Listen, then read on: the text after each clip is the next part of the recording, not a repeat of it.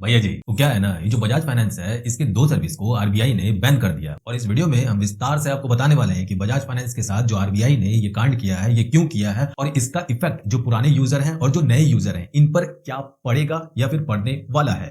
तो फिर शुरू करते हैं। अब देखिए, आरबीआई के द्वारा section 45L(1)(b) of the reserve bank of India act 1934 के तहत बजाज फाइनेंस के बड़े सर्विस पर बैन लगा दी गई है, या फिर ऐसा कहना सही होगा कि दो लेंडिंग प्रोडक्ट पर बैन लगा दिया गया है। अब ये जो दो सर्विस हैं वो कौन से हैं? एक बजाज फाइनेंस का कार्ड आता है Insta EMI credit card. Basically इस क्रेडिट कार्ड का यूज करके नो कॉस्ट ईएमआई पर हम कोई भी सामान परचेज कर पाते थे। और जो दूसरा सर्विस है वो है ई कॉम सर्विस। अब ये जो ई कॉम सर्विस है इसे हम समझते हैं, मान लेते हैं कि हमको एक 10,000 का फोन चाहिए, तो इस केस में क्या है कि हम बजाज फाइनेंस की ई कॉम सर्विस का फायदा लेके 10,000 रुपए का लोन लेते हैं और फिर उस 10,000 रुपए से हम एक फोन परचेस कर लेते हैं। या फिर अगर मुझे फिर से कोई भी प्रोडक्ट परचेस करना हो जिसका प्राइस 20,000 रुपए है और मुझे उस चीज के लिए पैसे चाहिए, तो ई कॉम सर्विस का यूज करके हम 20,000 रुपए बजाज फाइनेंस के ई कॉम सर्विस के माध्यम से ले लेते हैं एंड देन फिर वो प्रोडक्ट हम खरीद पाते हैं। अब जब भी कोई कंपनी या फिर कोई इंस्टीट्यूशन आपको पैसे देता है, चाहे वो क्रेडिट कार्ड के माध्यम से दे या फिर इस तरह के सर्विस के माध्यम से दे, तो वो एक तरह का लोन होता है। और बजाज फाइनेंस इन दो सर्विस के माध्यम से जो आपको लोन प्रोवाइड कर रही थी, तो इस पर बैन लगा दिया गया है।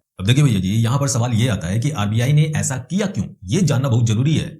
तो आइए जानते हैं। वो क्या है ना, भारतीय रिजर्व बैंक यानी आरबीआई के अनुसार बजाज फाइनेंस इनके डिजिटल लैंडिंग गाइडलाइंस का पालन नहीं कर रही थी। अब ये डिजिटल लैंडिंग क्या है भैया, इसको थोड़ा सा विस्तार से बताइए। देखिए, ये जो डिजिटल लैंडिंग है, ये बेसिकली आप इसे ये कह सकते हैं कि डिजिटल लोन, जो ऑनलाइन के माध्यम से हमें लोन मिलता है, यानी आपको बैंक जाने की जरूरत नहीं पड़ती है। बहुत सारे ऐसे एप्लीकेशन आ चुके हैं जिसके माध्यम से आप ऑनलाइन ही लोन के लिए अप्लाई करते हैं और फिर वो लोन डायरेक्टली आपके बैंक अकाउंट में ट्रांसफर भी हो जाता है। ये सारा प्रोसेस डिजिटल प्रोसेस के थ्रू होता है। तो समझ में आ गया होगा। आरबीआई का ये कहना है कि जो बजाज फाइनेंस लोन प्रोवाइड कर रही थी अपने दो सर्विस के माध्यम से, तो वहां पर एक की फैक्टर स्टेटमेंट जारी करना होता है और यही की फैक्टर स्टेटमेंट जारी ना करते हुए ग्राहक यानी कस्टमर को दूसरे डिजिटल लोन की मंजूरी देने में खामियां पाई गई और इसी कारण से आरबीआई ने बजाज फाइनेंस के ऊपर कार्रवाई करते हुए इनके इन दो सर्विस को फिलहाल बैन करना जरूरी समझा।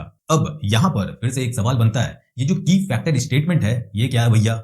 तो आइए जानते हैं। देखिए, सितंबर 2022 को आरबीआई ने डिजिटल लैंडिंग मतलब डिजिटल लोन के लिए रूल यानी नियम तय किए थे और इस नियम के तहत एक फाइनेंस कंपनी को या फिर कोई भी इंस्टीट्यूशन जो आपको डिजिटल लोन जैसी सर्विस दे रही है, तो इन कंपनियों को आरबीआई के गाइडलाइन के मुताबिक की फैक्टर स्टेटमेंट जारी करना होता है ताकि ग्राहक को लोन कंफर्म होने से पहले ये पता चल पाए कि जो वो लोन ले रहा है उस पर लगने वाले सालाना ब्याज दर यानी annual interest rate, application fee, processing fee, late payment fee और भी कई सारे फी एंड चार्जेस होते हैं जो लगाए जाते हैं और हर एक छोटी से छोटी जानकारी इस की फैक्टर स्टेटमेंट में शामिल होता है और ये स्टेटमेंट कस्टमर के साथ शेयर किया जाता है। यानी आरबीआई का ये कहना है कि देखो भैया, जो भी आप लोन दे रहे हो तो उस लोन के रिगार्डिंग हर एक चीज आपको ग्राहक को बताना होगा। कितना चार्ज ले रहे हो, एनुअल चार्ज क्या बनेगा, लेट पेमेंट चार्ज कितना बनेगा, पेनाल्टी कितना लगेगा, तो वो हर एक चीज जो है वो आपको ग्राहक के साथ शेयर करना होता है।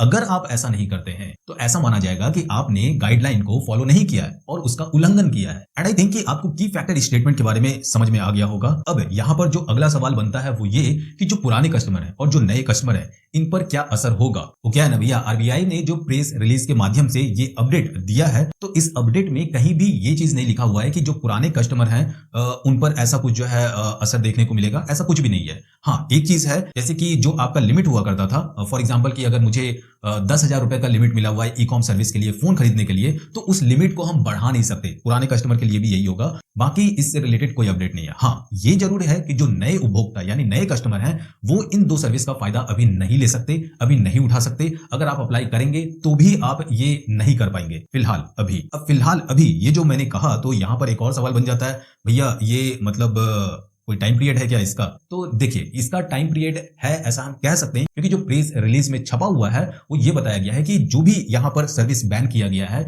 आरबीआई पहले क्या करेगा, रिव्यू करेगा इनकी जो भी डेटा वगैरह है, तो वो रिव्यू किया जाएगा एंड देन जब उन्हें लगेगा कि नहीं ओके ठीक है, सारा चीज जो है वो फिक्स फाक्स हो चुका है, तब फिर जाके ये सर्विस को फिर से चालू किया जा सकता है बजाज फाइनेंस के। और ये जब भी फिर से चालू होता है या फिर चालू होगा या फिर नहीं होगा, ऐसा कुछ भी अपडेट आता है तो भैया हम फिर से प्रकट हो जाएंगे आपके सामने। अब देखिए, प्रकट हम आपके सामने तभी होंगे जब आप हमारे चैनल को क्या कीजिएगा, सब्सक्राइब कीजिएगा और सब्सक्राइब के साथ साथ क्या नोटिफिकेशन बेल भी भैया दबा दीजिए। और फिलहाल इस वीडियो में इतना ही, मिलते हैं अगले वीडियो में। और हाँ,